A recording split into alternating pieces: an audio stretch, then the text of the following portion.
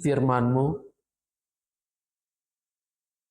dan Engkau juga memampukan kami untuk menjadi pelaku-pelaku firman itu dalam hidup sehari-hari. Kau yang menolong hamba-Mu untuk dapat menyampaikan firman ini sesuai dengan apa yang Engkau kehendaki. Dalam nama Tuhan kami, Yesus Kristus, Sang Firman yang hidup itu, kami berdoa kepada Bapa di sorga. Amin. Ibu-ibu yang dikasihi Tuhan, kita akan membaca bagian firman Tuhan yang terambil dari kitab pertama dalam Alkitab kita, yaitu Kejadian 3 ayat 8 sampai dengan ayatnya yang ke-15.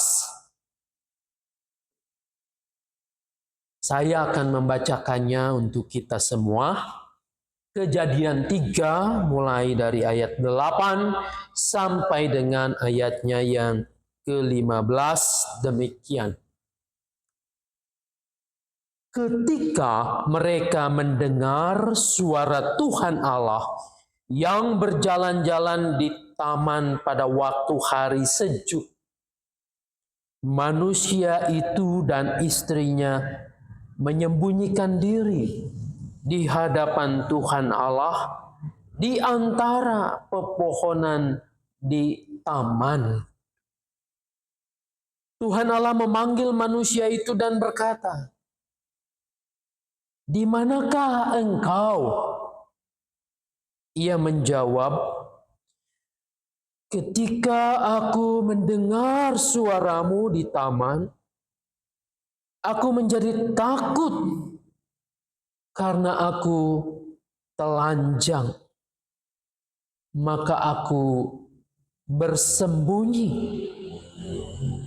Firman-Nya, "Siapakah yang memberitahumu bahwa engkau telanjang?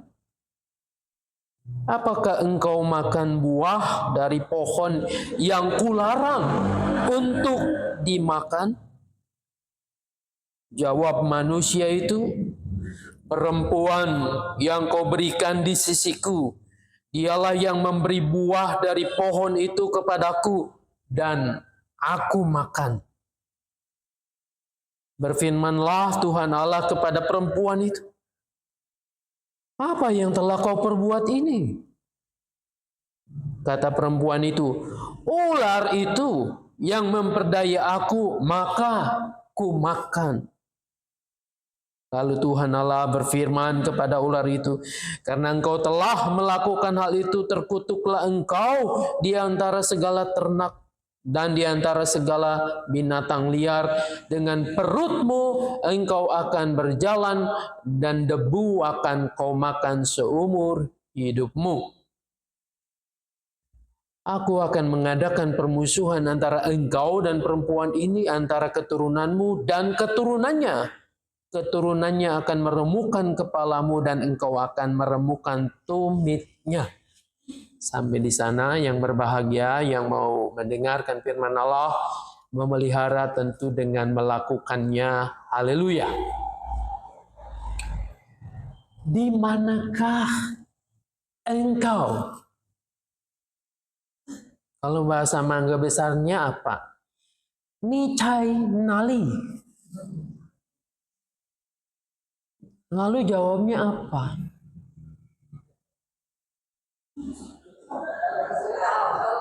Puja tahu.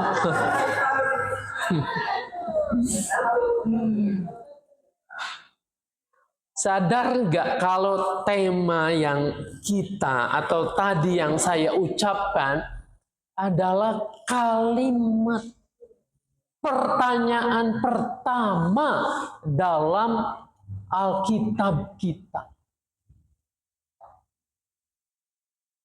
Di manakah engkau?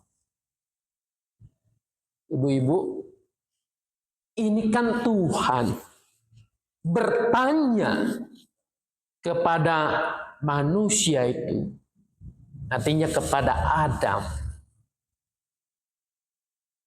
"Di manakah kamu?" Apakah Tuhan benar-benar tidak tahu di mana Adam dan Hawa itu berada? Apakah ia benar-benar tidak tahu? Menurut ibu-ibu, apakah Tuhan tidak tahu mereka ada di mana?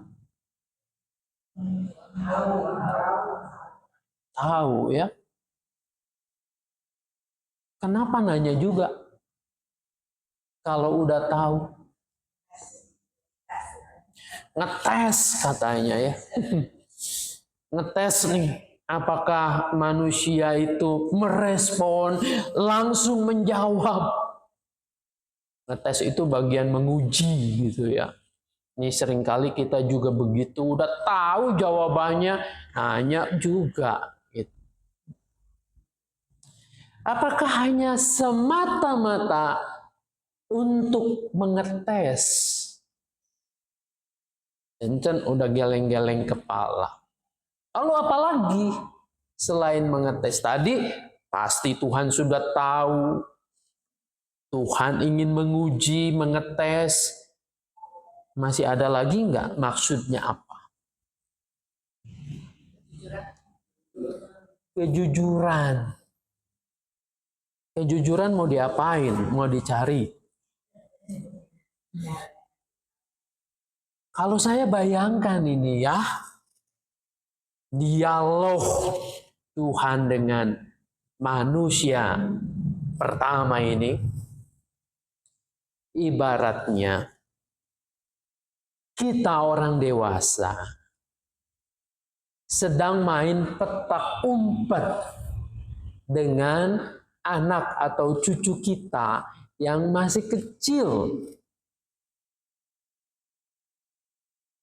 Anak atau cucu kita, dia lari. Kita pura-puranya tutup mata.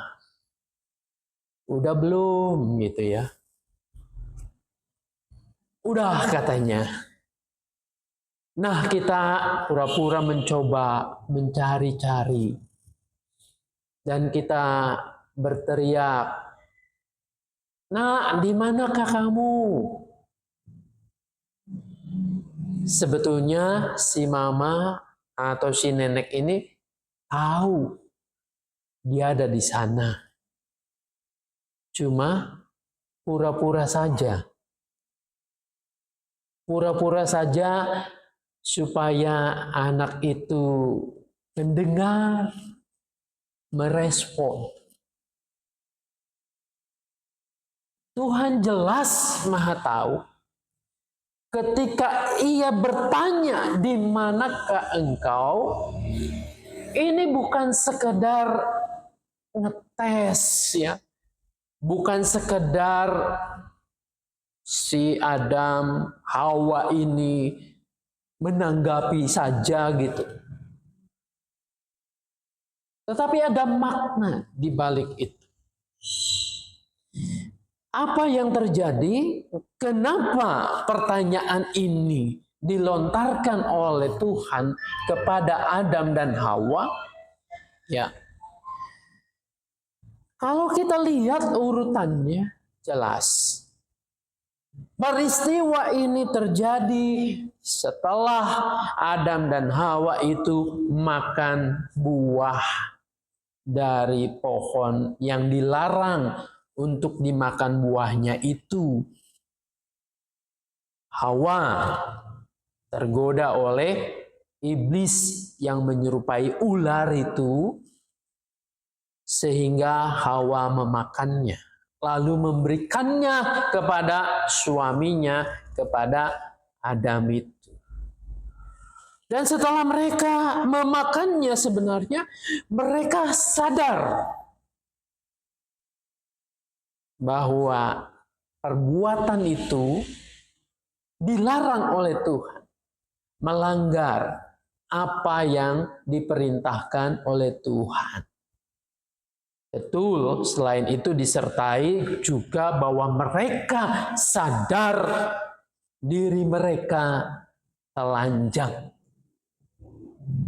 Nah, pada saat itu terjadi, terbukalah mata mereka. Mereka menyadari ini bukan hanya sekedar mata lahiriah yang terbuka, bahwa mereka melihat satu dengan yang lainnya itu telanjang. Telanjang suami istri enggak apa-apa kali ya. Lain ya. Kan di sana belum ada manusia lain gitu kan. Nah, ini bukan hanya mata fisiknya, tetapi mata batinnya juga mulai terasa nih. Oh iya ya, kita telah salah langkah.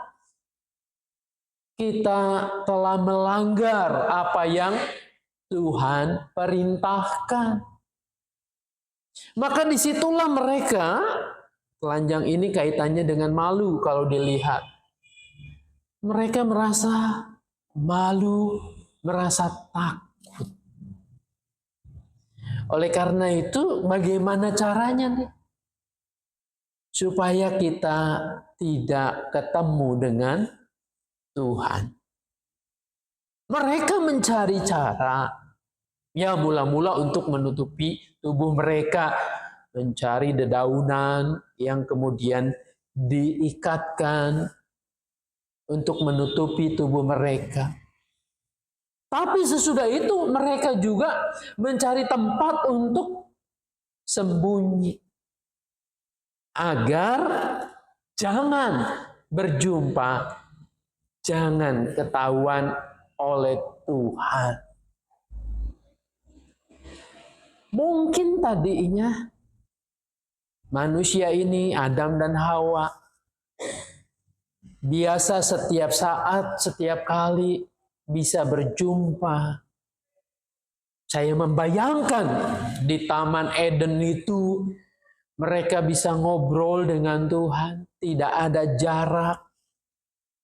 Tetapi kini, oleh karena pelanggaran itu, mereka takut. Mereka takut berhadapan dengan Tuhan. Mereka bersembunyi. Ini kan sebenarnya mau menggambarkan keadaan kita juga. Kalau kita punya salah, kalau kita pernah menyakiti orang, pilihan yang mungkin diambil pertama-tama adalah aku nggak mau ketemu sama dia. Kenapa nggak mau ketemu? Malu.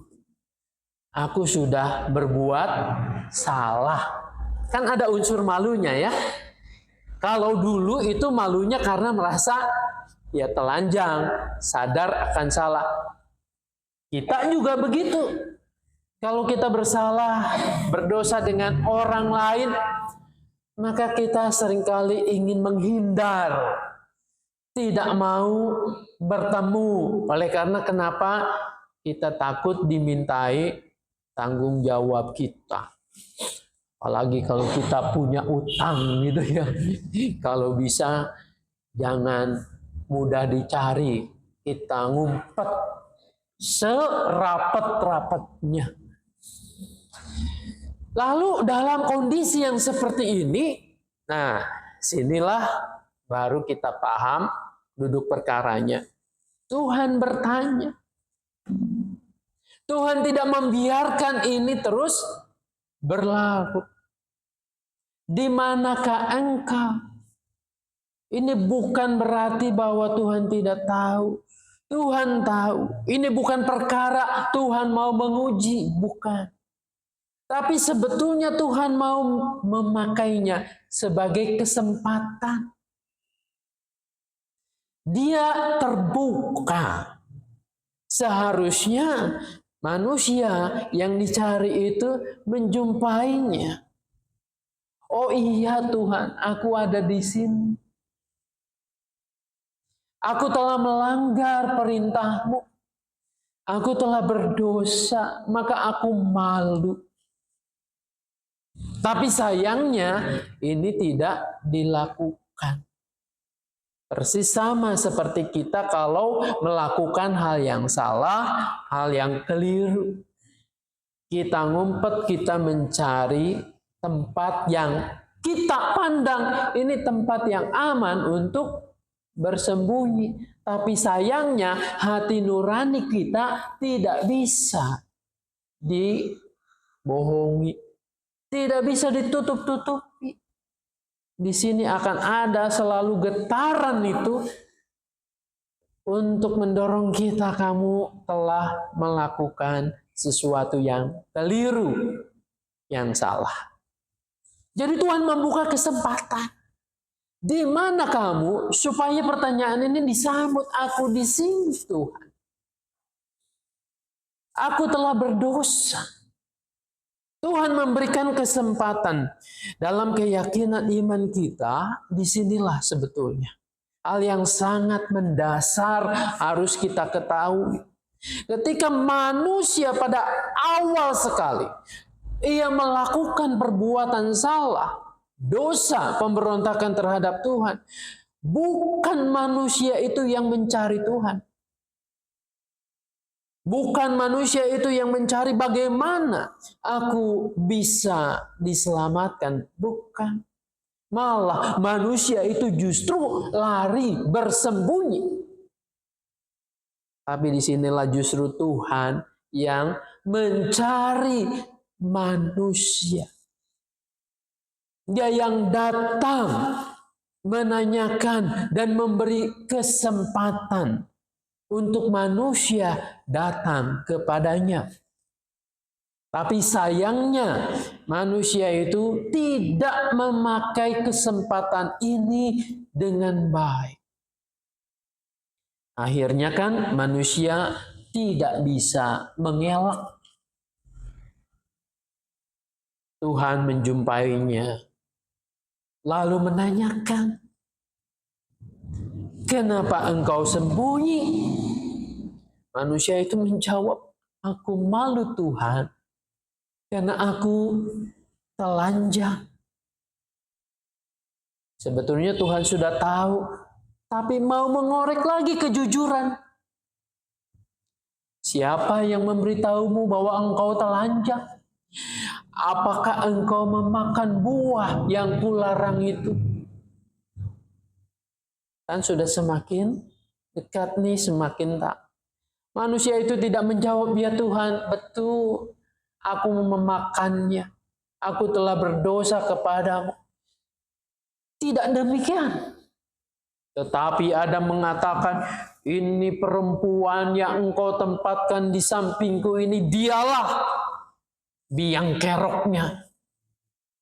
Dialah yang memberikan buah itu, maka aku makan. Si perempuan enak enggak dijadiin biang kerok, kambing hitam? Enak aja lu Adam, katanya ya. Sayangnya dia tidak bisa melawan pada waktu itu. Yang ngomong lagi sama Tuhan, ular ini nih yang membujuk aku, maka aku makan buah itu. Lalu kemudian Tuhan membereskan ini dengan beberapa ketetapannya. Khususnya nats yang kita baca sampai pada ular itu. Semalam menarik ya kalau kita hadir dalam bedah khotbah. Kim Siang itu menanyakan, ya apakah itu benar-benar ular itu kayak begitu? Gitu. Sehingga ia sampai saat sekarang itu berjalan dengan perutnya. Dikutuk oleh Tuhan. Nah, ini merupakan sebuah gambaran sebetulnya. Ada juga yang berjalan dengan perutnya, bukan hanya ular ya. Ada buaya, ada ulat, ada belut. Ya, mereka kan berjalan dengan itu. Gambaran bahwa pada saat itu ular dipandang binatang yang paling cerdik. Yang dipakai oleh iblis untuk membujuk wanita atau perempuan itu. Nah, kita bukan berdebat tentang ularnya yang kemudian sekarang berjalan dengan perut, makanannya yang debu tanah doang gitu. Bukan itu. Tetapi pesannya adalah bahwa iblis ini menggunakan binatang yang cerdik untuk membujuk manusia. Sebetulnya sebelum ada iblis membujuk, lebih dulu mana? Ada pohon kehidupan itu, ada pohon yang dilarang buahnya dimakan itu, ada perintah Tuhan dulu, atau bujukan ini? Kan sebetulnya sudah ada pohon yang di tengah-tengah taman itu lebih dulu. Sudah ada perintahnya lebih dulu. Penggoda datang kemudian. Kalau orang teguh pada firman Tuhan, maka si penggoda ini boleh ada, tapi aku tetap pada perintah Tuhan, kehendak Tuhan. Manusia seringkali menyalahkan iblis ketika ia melakukan pelanggaran atau dosa. Dalam hal ini saya suka kasihan sama iblis. Dia disalah-salahin mulu. Iya, saya tergoda iblis, tergoda bujuk rayu setan itu, setan menguasai diriku. Nah, terus kamu manusia yang berbudi, manusia yang diberi akal oleh Tuhan, manusia yang tahu firman Tuhan, terus apa tanggung jawabmu? Kita mau menimpakan tanggung jawab kita pada iblis itu. Nah, ini yang terjadi, saling menyalahkan itu. Betul, akhirnya Tuhan memutuskan bahwa nanti tuh iblis itu akan diremukkan kepalanya oleh keturunan dari Adam Hawa ini. Kita percaya Yesus nanti yang akan mengalahkan penghulu iblis ini. Nah, kita lihat sampai pada pertanyaan ini, kita batasi ya, di manakah engkau? Ini memberi pelajaran buat kita semua. Ketika kita melakukan sesuatu yang salah, sesuatu yang keliru, itu suara Tuhan tuh pasti ada dalam hati kita. Persis pertanyaannya, di manakah engkau? Bukan perkara tempatnya. Di manakah engkau? Di tempat tidur, di kamar mandi, di Bandung, di puncak atau apa? Bukan itu perkaranya. Sekarang perkaranya adalah posisimu. Di manakah engkau? Apakah engkau akan tetap berlindung dalam kesalahanmu itu? Menutupinya sedemikian rupa, memungkirinya, bahkan menyalah-nyalahkan orang lain? Atau di manakah engkau, posisimu itu pada saat sekarang Tuhan membuka diri, marilah, akuilah kepadaku. Jujurlah karena aku sudah tahu semuanya. Dan aku menyiapkan solusinya buat kamu. Yaitu pengampunan dosa itu. Nah, ketika kita berkelit, maka akan tambah permasalahan, persoalan. Kita tidak akan segera menyelesaikannya. Inilah yang terjadi dalam kehidupan kita, kehidupan keluarga kita. Yang saling menyalah-nyalahkan itu. Maka di dalam keluarga tidak ada damai sejahtera. Tidak ada ketenangan. Tidak ada sukacita. Siapa sih yang mau disalah-salahkan, dituduh penyebabnya? Kalau semua terbuka, jujur. Di manakah engkau? Ya, aku di sini. Dan aku sadar bahwa aku telah melakukan kekeliruan. Aku salah. Aku minta maaf. Maka selesailah sudah. Nah, seringkali yang terjadi dalam keluarga kita, kita dididik untuk berat hati minta maaf. Berat hati untuk berkata dengan tulus, dengan jujur. Bahwa saya telah melakukan hal yang keliru, yang salah. Kenapa demikian? Karena sebetulnya kita ingin menyelamatkan diri. Sayangnya, menyelamatkan diri versi yang itu rasanya tidak mungkin kita lakukan. Hanya pengakuanlah kepada Tuhan. Pengharapan, permohonan, pengakuan yang kita percaya Tuhan mengampuni pasti akan membuat hati kita damai, sejahtera. Jadi saya sih mengajak kita semua, kalau kita melakukan kekeliruan, melakukan kesalahan, walaupun nih saya seorang ibu di rumah, saya seorang ayah yang harus disegani, yang harus dihormati. Tapi ketika itu hal yang salah, yang keliru, kita harus berani untuk mengatakan, iya, saya salah. Saya keliru. Saya minta maaf. Saya minta ampun. Tidak usah menyalah-nyalahkan yang lain. Ketika ibu-ibu, kita semua nih melakukannya, memberi contoh itu, saya yakin nanti anak, cucu, menantu kita akan ngikutin kayak gitu. Akan belajar dari hal yang seperti ini. Tapi kalau kita terus berkelit, tidak mau disalahkan, maunya dipuji, maunya terus dibenarkan, nanti nih anak, cucu, menantu kita akan ngikutin cara kita. Gampang nyalah-nyalahin orang. Gampang mengkambing hitamkan orang lain yang posisinya kebetulan di bawah kita. Ya kan kasihan nantinya. Kasihan kayak setan itu disalah-salahin terus. Jadi marilah kita mengubah situasi, suasana yang ada. Ingin keluarga kita ada sukacita, ada damai sejahtera, mulailah dari kita. Mulailah terbuka, mulailah jujur, mengakui kesalahan. Dan mulailah juga saling mengampuni satu dengan yang lain. Tidak usah mencari-cari kesalahan orang lain.